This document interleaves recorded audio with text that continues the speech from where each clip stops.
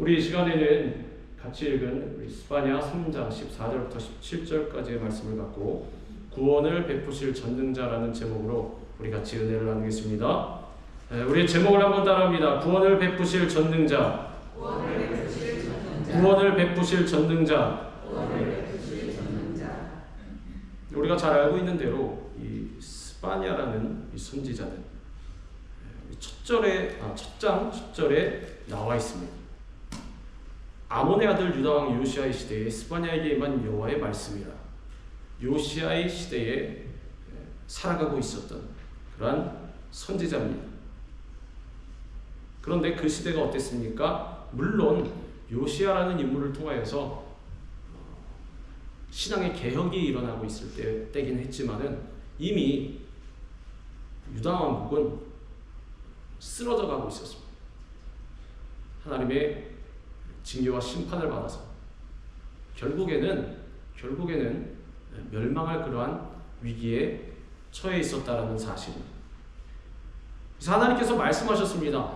요시야 때에 신앙의 개혁이 일어났음에도 불구하고 어쨌든 니네가 징계를 받는 것은 정해져 있다라는 것입니다. 기회를 주고 또 기회를 주고 선지자를 보내서 계속해서 회개하라, 하나님께 돌아오라, 신앙을 회복하라, 노티스를 주셨는데도 불구하고 어떻게 했습니까? 하나님 보내신 선지자들을 죽이고 능욕하고 그리고 구박하고 업신여겼다라는 사실. 그것은 무슨 뜻입니까? 하나님의 말씀, 하나님의 뜻을 아무렇지도 않게 생각했다라는 것입니다. 하나님을 업신여긴 것이나 마찬가지였다라는 것. 물론 좋은 왕들도 있었습니다. 다윗이나 누가 같은 히스기야 같은 그러한 왕들도 있었지만은 므낫세와 같은 그러한 못돼 먹은 왕들도 있었기 때문에 이스라엘 백성들 그 영향을 받아 마치 사사 시대에 하나님도 안 계시고 자신의 소견에 옳은 대로 그렇게 막 살았던 것처럼 이제 이스라엘도 그렇게 살아감으로 말미암아 하나님의 심판 가운데 처하게 되었다라는 사실입니다. 그래서 이 시대를 볼 때 아주 어둡고 암담했던 시대라고 할 수가 있습니다. 백성들은 우상 숭배에 빠져서 영적으로나 도덕적으로 타락했습니다. 누누이 말씀드리건대 하나님을 섬기긴 섬겼습니다. 우리가 지금 이 시간 모여 있는 것처럼 성전에 나와서 그렇지 않습니까? 솔로몬 성전을 자기들 손으로 무너뜨리지 않아요. 이제 하나님 안 믿겠다. 우린 바알을 섬기겠다. 아세라를 섬기겠다. 몰록이나 온갖 잡다한 그런 거 있지 않습니까? 섬기겠다. 자, 이제 성전은 필요 없다. 자, 무너뜨리자. 와, 달려들어서 무너뜨린 것이 아니라 성전은 잘 지어져 있었습니다. 의리의리하게. 거기 들어와서 제사도 했습니다. 중요한 것이 뭐냐 하면 성전 안에 우상, 잡다한 우상들을 다 갖고 들어왔다라는 사실입니다. 그 성전들에서 빌기도 하고. 오늘날 우리의 신앙도 점검을 해봐야 됩니다. 혹시나 내가 하나님을 섬기고 있는 신앙 가운데 뭔가 잡다한 것이 들어와 있지는 않은지, 돈이든 또 나의 안일함이든 사람이든 자녀든 부모 형제든 누구든 마찬가지입니다. 지위든 명예든 무언가 하나님보다도 귀하게 여긴 것, 아니 하나님과 비슷하게만 여겨도 그거는 무엇입니까? 우상을 끌어들인 것입니다. 당시에 이스라엘 백성들이 그랬다라는 사실. 제사장 다 있었습니다. 다 있었습니다. 성전에서 수종드는 자들 다 있었습니다. 직분자들 다 있었습니다. 그런데 하나님께서 뭐라고 하십니까? 니네는 심판받아야 한다는 거죠. 하나님께서는 여러 선지자들을 통해서 이스라엘 백성들이 죄악으로 인해서 무서운 심판을 받게 될 것을 경고하셨습니다. 중요한 것은 스바냐가 처음 1장에 시작할 때는 그러한 내용들입니다. 너희 이제 잘못했지? 심판 받아야 되겠지? 징계를 받아야 되겠지? 그러면서 쭉 말씀하시다가 오늘 우리가 읽은 이 3장의 마지막 부분에 오면 뭐라고 말씀하고 계시냐면 이러한 절망의 상황 속에서도 다시 다가올 하나님의 구원의 약속, 소망, 희망의 메시지를 이 스바냐 선지자가 선포하고 있습니다. 시온에 따라 노래할지어다. 이스라엘아 기쁘게 부를지어다. 예루살렘 따라 전심으로 기뻐하며 즐거워할지어다. 이 스바냐는 유다 백성들이 이제 죄로 인한 징계를 당하여서 고난당할 것이지만 아직 일어나질 않았습니다. 그런데 징계를 당할 것이지만 그러나 그 이후에는 어떻게? 하나님께서 회복시키실 것이다. 그렇기 때문에 전심으로 기뻐하고 즐거워하라. 자, 보십시오. 나라가 이제 망해버릴 것입니다. 멸망한다고 합니다. 쑥대밭이 될 것입니다. 성전 다 무너져버리고 불타버리고 성벽 다 무너져버리고 나라 존재가 자체가 없어져 버릴 것인데 그거를 알고 있는 상태에서 기뻐할 수가 있겠습니까? 보십시오. 당장 내일 우리 집에 차압이 들어올지 모르고 우리 집에 뭐가 어떻게 우리 가정이 무너질 수도 있는 그런 상황이 뻔히 벌어질 것을 알고 있음에도 불구하고 내가 기뻐할 수가 있습니까? 10중 8구는 못할 것입니다. 사실 막상 제 눈앞에 그러한 일이 벌어진다고 하면 저도 사실 자신이 없어요. 근데 하나님께서 뭐라고 말씀하시고 계시냐 하면은 나라가 너희가 심판을 당해서 멸망할 것인데 그래도 결국에는 내가 회복시킬 것이다. 그러니 기뻐하고 즐거워. 사실 징계는 누구에게 나옵니까? 우리 기록된 말씀에도 되어 있습니다. 징계가 없으면 누구라고 했습니까? 사생자라고 했습니다. 사랑하는 아들, 사랑하는 자녀일수록 징계한다라고 했습니다. 반대로 얘는 내 자식이 아니다. 옆집 아이야. 그러면은 징계할 필요가 없습니다. 그냥 내버려두지.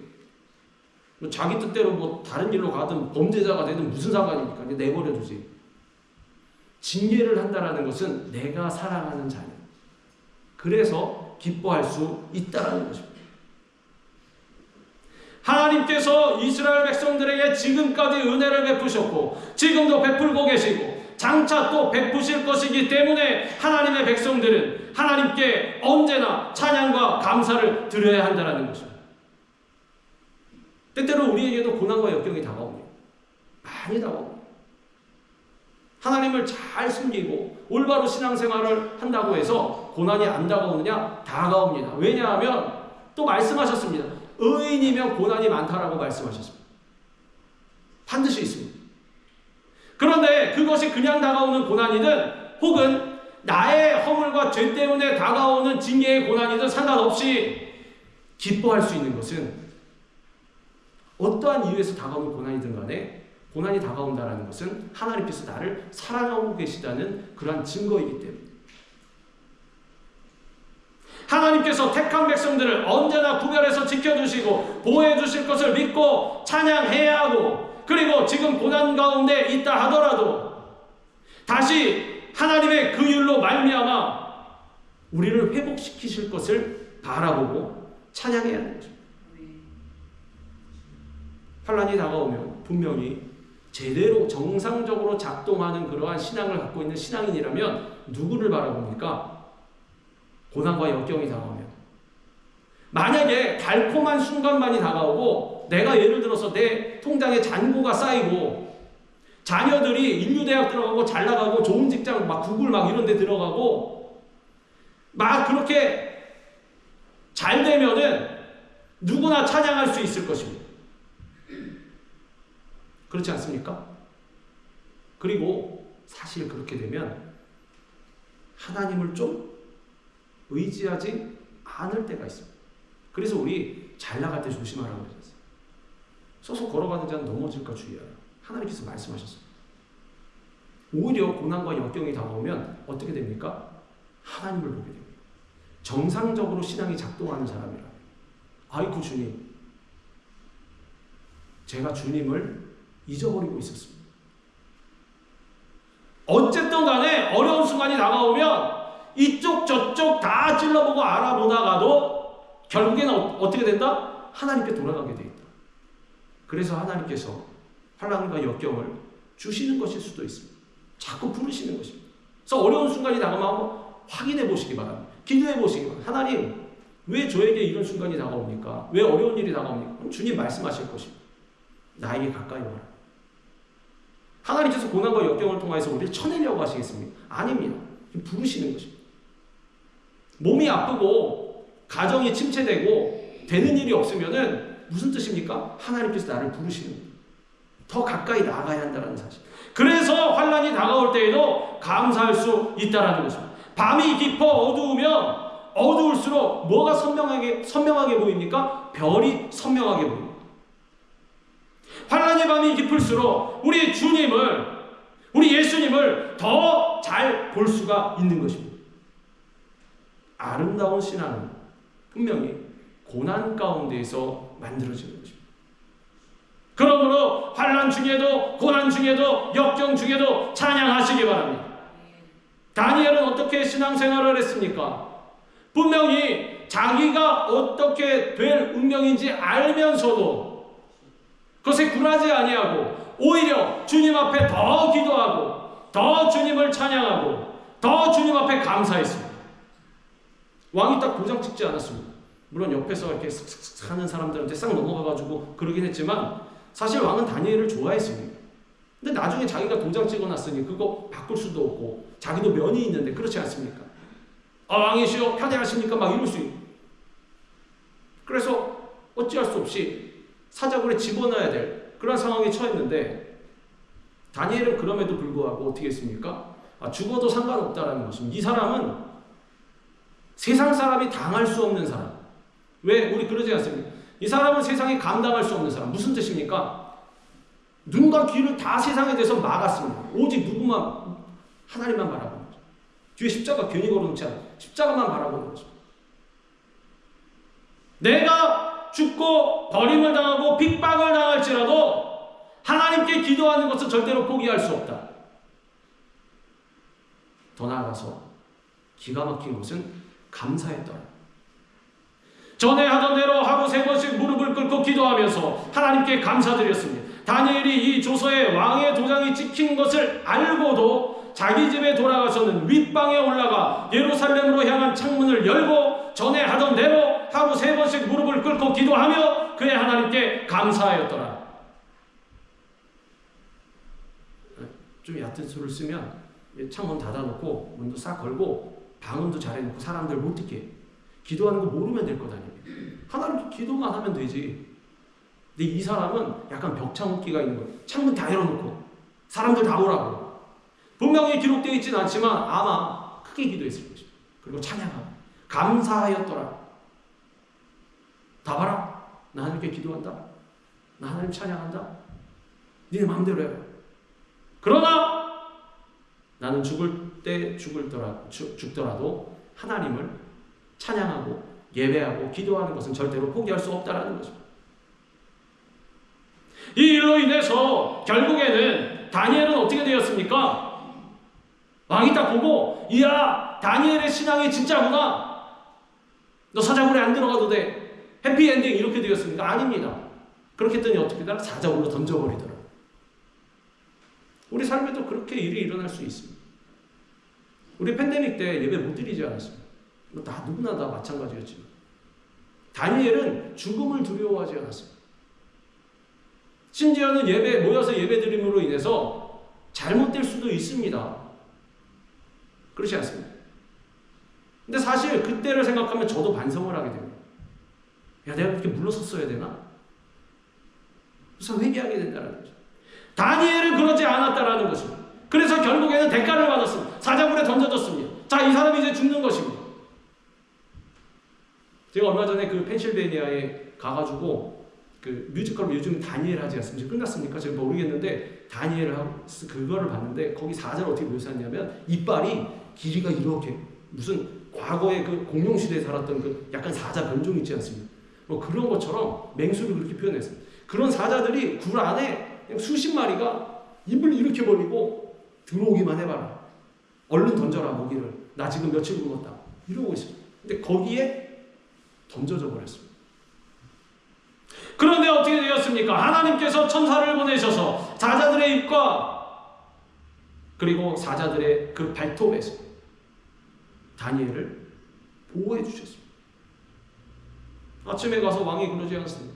이른 새벽부터 달려가가지고 아이고 좀 살아있어야 돼. 다니엘이 뭐라고?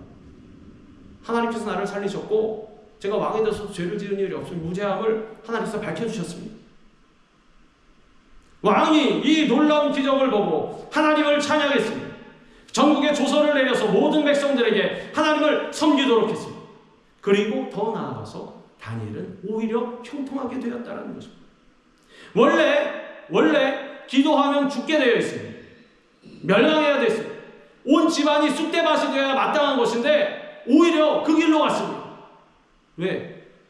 그게 하나님 섬기는 일이니까.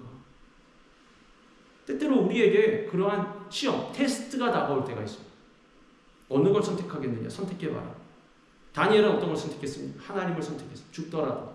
그랬더니 어떻게 되나? 하나님께서 플러스 알파 계속해서 더해주시더라.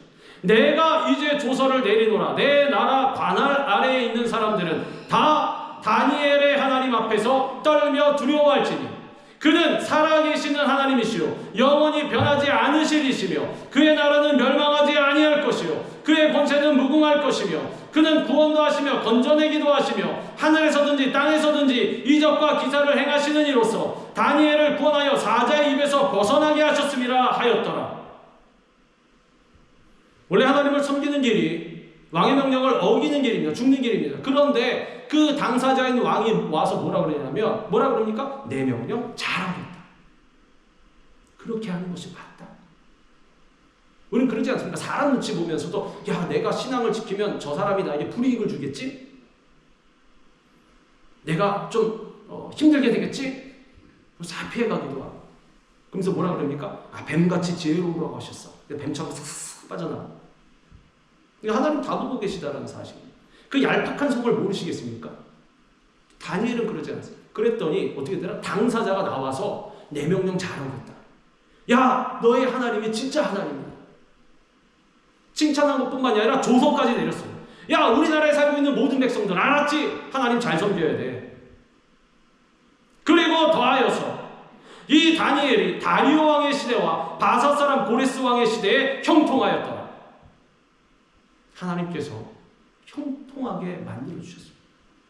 형통은 내가 찾아다니는 것이 아닙니다. 내가 힘이 있어서 능력이 있어서 지위가 높아서 돈이 많아서 그래서 형통하게 되는 것이 아니라 하나님께 더 가까이 나아가야 형통하게 된다는 것입니다. 하나님께 나아가서 감사해야 한다는 것입니다. 감사할 때 기적이 일어나는 것입니다. 바울은 옥중에서 빌립보 교회 성도들에게 이렇게 편지했습니다. 주 안에서 항상 기뻐하라. 내가 다시 말하노니 기뻐하라. 이제 늙음하게 돼서 감옥에까지 처박혀가지고 이제 인생이 다 끝난 것 같은 그런 죄수가 교회 편지에서 뭐라고 합니까? 야 너희는 이렇게 되지 않도록 조심하라. 이게 아니라 기뻐하라. 내가 다시 말하노니 기뻐하라. 기뻐하는 것이 무엇입니까? 하나님 앞에 감사하는 것입니다. 사도 바울은 감옥 속에서도 기쁨의 원천이신 우리 예수 그리스도가 함께 하셨기 때문에 기쁨이 충만했다는 것입니다. 감사가 충만했다는 것입니다. 이처럼 우리 그리스도인의 기쁨은 환경과 조건을 뛰어넘는 것입니다. 이 기쁨은 어떤 고난이 와도 시련이 와도 아픔이나 어려움이 와도 빼앗기지 않은 절대적인 기쁨이요. 그리고 주님 앞에 나아가는 감사함인 것입니다. 그러므로 어떠한 상황 가운데 있어도 우리 하나님만 바라보고 믿고 의지하시기 바랍니다. 말씀에 뭐라고 되어 있습니까? 믿음의 주요 온전하게 하시는 이인 예수만 바라보자. 온전하게 하시는 이인 우리 예수 그리스도만 바라보자. 다른 것 계속해서 바라보지 말고 우리 예수님만 바라보자. 권면하고 선포하고 있는 것입니다. 항상 기뻐하고 쉬지 말고 기도하고 범사에 감사하는 일이 우리를 향하신 하나님의 뜻인 것입니다. 항상 기뻐하라 쉬지 말고 기도하라 범사에 감사하라. 이는 그리스도 예수 안에서 너희를 향하신 하나님의 뜻이니라. 감사해야 하는 것입니다. 제가 한국에서 섬기는 교회에서 봉사할 때 제가 찬양팀에 있지 않았습니까? 그래서 수요예배 드리기 전날 화요일날 성전에 모여서 리허설을 하고 주일날 예배 드리기 전날 토요일날 모여서 리허설을 합니다. 리허설 하는데 한 1시간 반에서 2시간 정도 하는 거죠. 이게 어디서 하냐면 저희 교회 이제 성전 건물에 대성전이 있고 안에 또 이제 부속 성전들이 쭉 있습니다. 이제 대성전에서 이제 예배를 드리지 않는 날은 성전을 이렇게 닫아놓습니다. 그래서 기도하시고 오시는 분들은 부속 성전으로 가십시오. 그래서 안내를 해서 이제 그 대성전 안에 예배가 없을 때는 사실은 허락을 받고 이제 들어가야 되는데 저희는 이제 찬양 사역을 하다 보니까 이제 들어갈 수가 있었습니다. 근데 그때가 벌써 지금부터 따지면 한 20년 정도 된 것 같습니다. 근데 들어가 연습을 하려고 들어가서 이제 사람들 모이지 않습니까? 모여서 보면 항상 성전 안에 누가 와 계십니다. 이분이 누군가 봤더니 그 나이가 한 70대 중반 이후는 돼 보이시는 그런 뭐 요즘에는 여러분들 다 이제 다 젊게 사셔가지고 그 나이 되셔도 이제 예전에 계신 이제 그 나이대랑 비슷하게 보이진 않는데 제가 어렸을 때만 해도 할머님들이 어떤 모습이 이제 체구도 작으시고 그리고 이렇게 흰머리에 이렇게 뒤에 무슨 비녀 이렇게 꽂고 그런 모습 있지 않습니까? 그때 와 계신 분이 모습이 그랬습니다. 굉장히 할머님이셨습니다. 할머니 집사님이셨는데 그분이 와서 뭐라고 계시냐면은 성전 바닥을 이렇게 통로 있지 않습니까? 여기도 저희 교회가 크다 보니까 통로가 이렇게 많이 있습니다. 중간중간 의자 중간 거기를 예전에 걸레를 어떻게 썼으면 이제 수건을 쓰다가 그게 이제 해지면은 그걸 빨아서 걸레로 쓰지 않습니까? 방을 닦을 때 뭐 요즘에는 이제 뭐 이렇게 큰 대가 달린 그런 마포 걸레라고 그러니까 그걸로 이렇게 밀면 되는데 예전에 그걸 빨아가지고 무릎 꿇고 앉아서 이렇게 밀지 않았습니다. 근데 와서 통로를 그렇게 닦고 계신 거죠. 근데 옆에 의자에 누가 앉아있냐면 어떤 남자가 앉아있었습니다. 남자가 앉아있어서 보니까 한 30대 중반 이상은 돼 보입니다. 굉장히 건장한 남자가 앉아있는데 자세히 보니 약간 뇌성마비가 있었습니다. 그래서 이제 거동이 좀 불편한 그런 분이 와서 앉아있는데 나중에 알고 보니 누구냐면 이 할머님의 아들. 그래서 앉아있고 그분은 계속해서 이렇게 닦고 있는 거죠. 그래서 제가 한번 이렇게 쭉 보다가 한번 여쭤봤습니다. 어떻게 이걸 이렇게 하고 계십니까? 힘들지 않으십니까? 대답이 뭐라 그러냐면 저는 처음에 왜 그러신 분들이 많이 있어요. 봉사하면서 하나님께 기도하지 않습니까? 뭐 예를 들어서 우리 아들을 고쳐주시옵소서 뭐 저는 그런 줄 알았습니다. 근데 쭉 닦고 계시면서 하시는 말씀이 하나님께서 나를 구원하여 주시면 너무 감사해서 하고 있다는 거죠. 어떻게 닦고 계시냐면 훌쩍훌쩍 울면서 닦고 계십니다. 근데 그 모습을 옆에서 아들이 지켜보고 있는 거죠. 그래서 처음에 궁금했습니다. 어떻게 여기까지 오셨지? 원래 저희 교회는 이렇게 청소하는 분들이 계십니다. 서비스 회사에서 와가지고 청소를 해주고 그러는데 그분들도 이분이 할 때는 자리를 비켜주고 하시게끔 혼자서 저희 예전 교회 성전이 꽉 차면 한 2만 명 정도 들어갑니다. 그런데 그 넓은 곳을 다 닦지는 못해도 얼마나 오래 하고 계시냐면 제가 연습하러 왔을 때도 하고 있었습니다. 1시간 반에서 2시간 연습하고 갈 때도 계속 하고 계시다는. 저 궁금했어요. 어떻게 오셨지? 왜냐하면 저희 성전으로 들어오려면 계단도 막 올라와야 되고 제가 한 번도 충격적인 모습을 봤는데 저희 교회가 여의도에 있었습니다. 여의나루역에서 교회까지 오려면 버스를 타고 이렇게 광장을 쭉 지금은 이제 여의도 공원으로 바뀌었는데 이렇게 쭉 지나오는 길이 짧지가 않습니다. 사실 걸어오려면 거기를 아들을 업고 오고 있어요. 그 자그마한 체구의 할머니 집사님이 건장한 아들을 업고 오고 있습니다. 와서 앉혀놓고 그리고 닦는 것입니다. 이유가 뭐냐면 하나님께 감사해서. 우리에게도 이런 모습이 없진 않을지 있어야 될 것은 아닌지 우린 그러지 않습니다. 하나님께 감사할 때도 조건이 항상 붙습니다. 하나님 이거 해주시면 제가 감사하겠습니다. 이거 해주시면 제가 봉사하겠습니다. 주님 제가 봉사하니까 이거 해주시옵소서. 이분은 조건이 없습니다. 그 무거운 아들을 업고 와가지고 앉혀놓고 사실 두고 와도 됩니다. 그렇지 않습니까? 누구한테 좀 잠깐 맡겨놓고 혼자 와서 하셔도 되는데 항상 업고 온다는 거죠. 자녀들이 부모에게 있어서 무거운 존재입니다. 굉장히. 우리들의 자녀들도 마찬가지입니다. 또 더더군다나 더 성장하면 그 얼마나 무겁겠습니까? 육적으로 뿐만이 아니라 영적으로도 무겁습니다. 어떻게 못하면 그렇지 않습니까? 그런데 그분은 날마다 업고와가지고 앉혀놓고 봉사하는 모습 보여줘요. 같이. 예배 시간에 오면 되는데 혹시나 사람들에게 방해가 될까 없는 시간에 와가지고. 저희 성전 같은 경우엔 경비 집사님들이 있어서 못 들어가게 막습니다. 근데 그분한테 양해를 구하. 제가 가서 조용히 청소만 하고 가겠습니다. 이분들도 들어가십시오. 굉장히 감동을 받았어요. 저희가 연습하러 갈 때마다 계셨어요. 계속해서 울면서 그 바닥을 무릎 꿇고 양동이에다 물을 떠가지고 빨아가지고 또 닦고 하나님께 진정으로 감사하는 모습이라는 사실입니다. 지금 그분이 어떻게 되는지는 전 잘 모르겠는데 하나님께서는 분명히 그 모습에 굉장히 기뻐하셨을 것입니다. 우리에게도 이런 모습이 있기를 바랍니다. 자녀들이 아무리 무거워도 무겁지 않습니다. 꼭 성전으로 나와야 하는 것입니다. 하나님 앞에 예배를 같이 드릴 수 있게 하나님 어떻게 섬기는지 보여줘야 하는 것입니다. 하나님께서 그 삶 가운데 큰 은혜를 주시고 그리고 세상 어느 것과도 바꿀 수 없는 그러한 기쁨을 반드시 주시는 것입니다. 선하시고 인자하신 하나님께서 우리의 일생을 계속해서 인도해 주심을 믿고 넘치는 감사로 주님 앞에 계속해서 나아가야 하는 것입니다. 남유다 왕국이 고난을 받는 것은 이들의 죄로 인한 것이었습니다. 그런데 스바냐 선지자는 하나님께서 너의 형벌을 제하셨다고 말씀하십니다. 여호와가 내 형벌을 제거하였고 내 원수를 쫓아냈으며 이스라엘 왕 여호와가 내 가운데 계시니 내가 다시는 화를 당할까 두려워하지 아니할 것이라.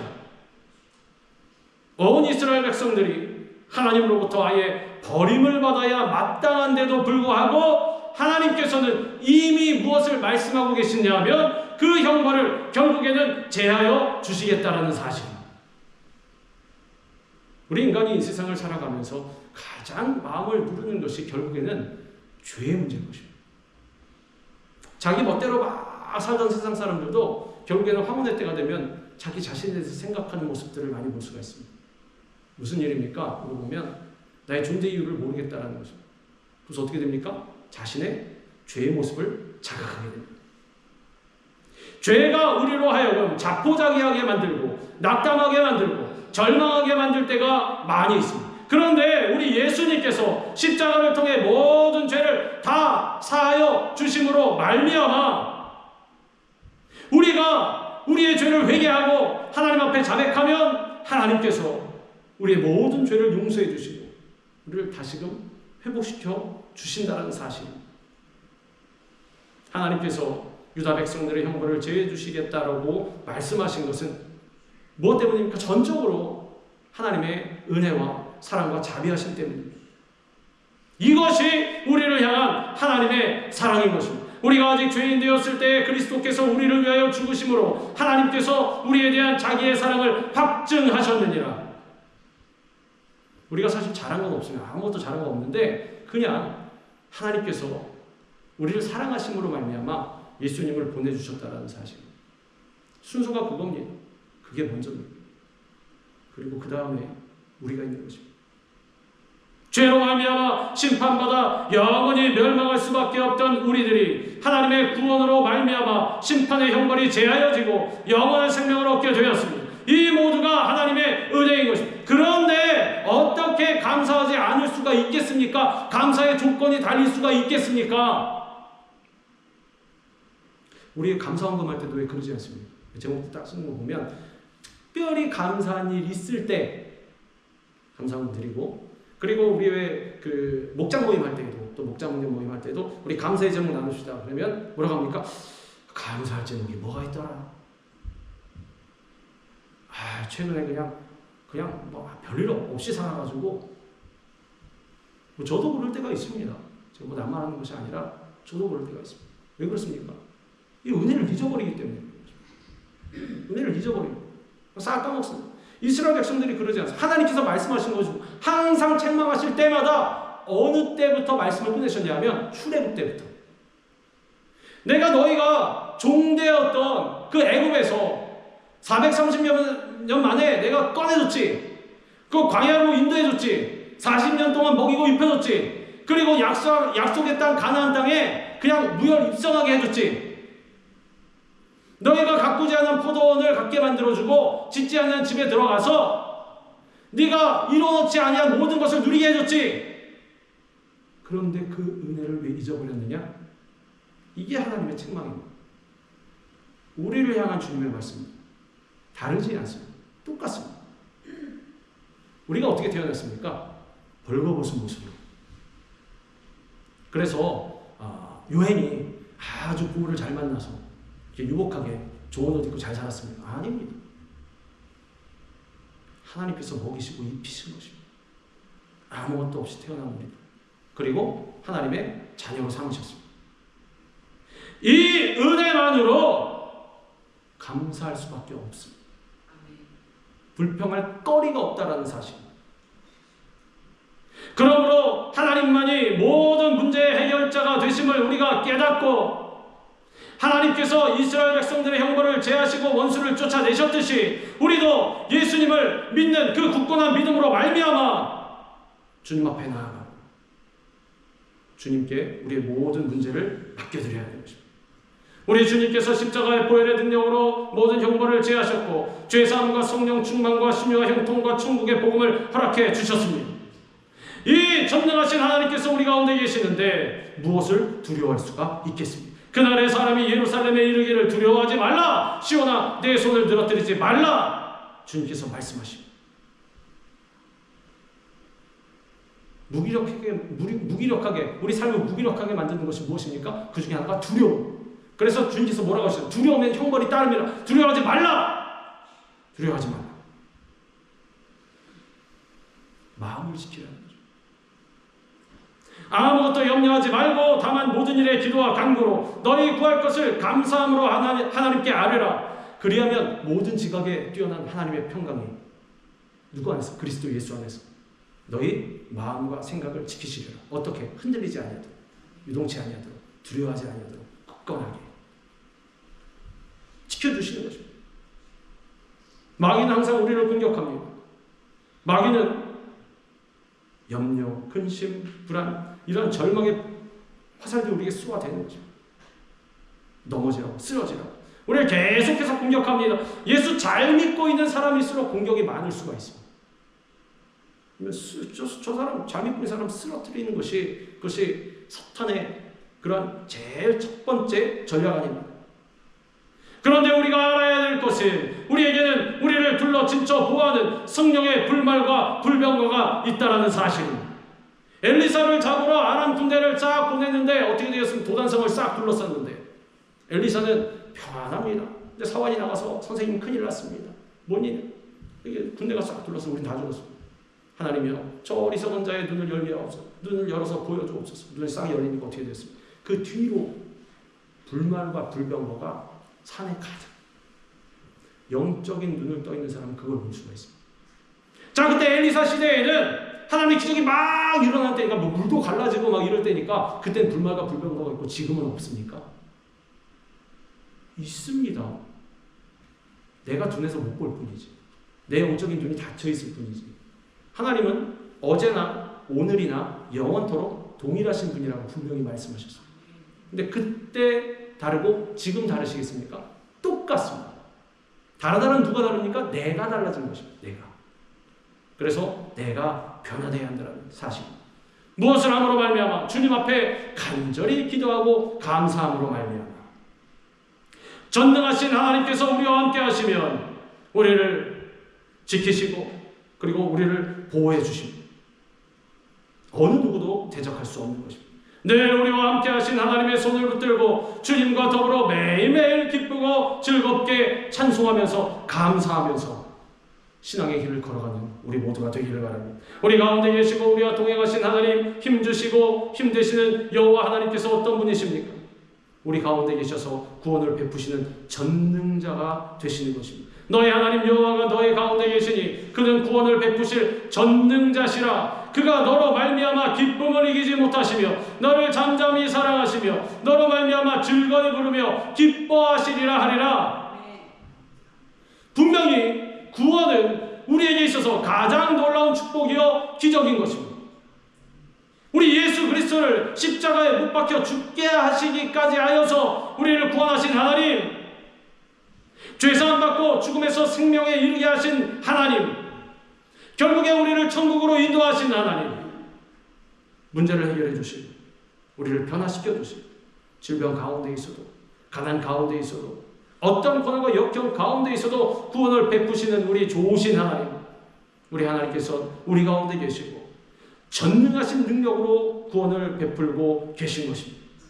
이스라엘 백성들이 출애굽해서 홍해 앞에 딱 맞닥뜨렸을 때, 그리고 뒤에 애국 군대가 막 다가올 때 어떻게 되었습니까? 백성들은 영혼이 열리지 않아서 보지 못했습니다. 그래서 불평했습니다. 모세를 막 원망했습니다. 우리가 매장지가 없어서 지금 애국 밖으로 나와서 이 험한 곳에서 그냥 객사하게 만드느냐? 그때 모세는 백성들에게 이렇게 말합니다. 너희는 두려워하지 말고 가만히 서서 여호와께서 오늘 너희를 위하여 행하시는 구원을 보라. 너희가 오늘 본 애굽 사람을 영원히 다시 보지 아니하리라. 여호와께서 너희를 위하여 싸우시리니 너희는 가만히 있을지니라. 모세가 백성들에게, 야, 그래도 우리 죽으면 천국 가잖아. 그러니까 지금 죽어도 괜찮잖아. 영적으로 봐, 영적으로. 자, 우리 다 같이 죽자. 와, 이게 아니고 경거망동하지 말고 하나님께서 너희를 구원하실 것을 보기만 해라. 그 구원은 우리 영적인 천국에 가는 구원뿐만이 아닙니다. 하나님께서 이 성경 66권 내내 말씀하시는 구원이 그런 영적인 구원뿐만이 아니라 이 세상 가운데에서도, 우리 현실의 삶 가운데에서도 구원을 베풀어 주신다는 사실. 그래서 모세가 말하지 않았습니다. 여호와께서 오늘 너희를 위하여 행하시는 구원을 보라. 어떻게 되었습니까? 물에다 다 쳐넣어버렸습니다. 군대를 하나님께서. 그리고 얘네들은 그 땅 가운데로 걸어가게 만드시고, 면면을 보면 정말 희한합니다. 이들이 가면 애국 군대가 전차를 타고 막 말이 시속 몇 킬로로 달리는지 아십니까? 시속 90km로 달립니다. 킬로미터로 따져서 한 50마일, 60마일로 달리는 것입니다. 그러면 이 이스라엘 백성들은 터덕터덕 걸어가지 않습니다. 그 노약자들도 있는데 빨라야 얼마? 그 1, 몇 초도 안 돼서 따라잡힙니다. 근데 하나님이 그것도 다 알고 계십니다. 하나님이 하신 사역은 무엇입니까? 구체적으로 보면 하나님의 사자가, 앞서가시던 하나님의 사자가 뒤로 싹 돌아. 그러니까 구름 기둥과 불 기둥을 따라서, 그래서 저쪽과 이쪽 편의 가운데 나가서 저쪽에 흑암이 있어서 다가오지 못했다라는 거죠. 얘네 다 건너갈 때까지. 그 전차를 타고는 무시무시한 군대가.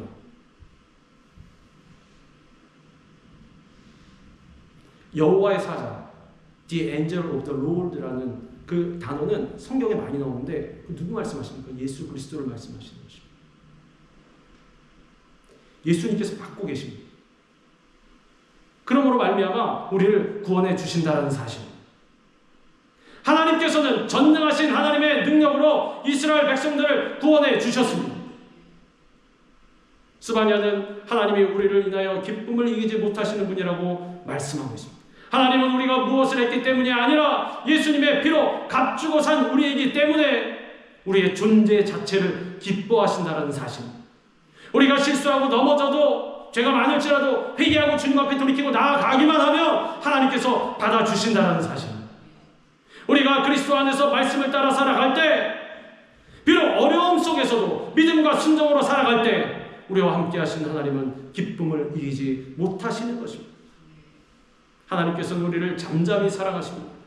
어떻게? 깊은 바다같이 요동치지 않고 한결같은 큰 사랑으로 사랑하신다는 사실, 변하지 않으신다는 사실, 예수님의 핏값으로 우리의 죄를 사하시고 구원하셨기 때문에 변함없이 우리를 사랑하시고 우리로 인하여서 기쁨을 이기지 못하신다는 사실. 그러므로 우리는 하나님 앞에 매우 귀한 존재이고 사랑받고 있는 존재임을 잊지 말아야 합니다.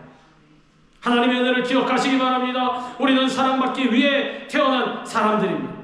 그러므로 우리는 어려운 때일수록, 고난과 역경이 다가올 때일수록 더욱더 하나님의 은혜를 기억하고 적극적으로 주님 앞에 감사하면서 기뻐해야 하는 것입니다. 오늘 말씀을 통해서 주님께서 명령하고 계시는 것입니다.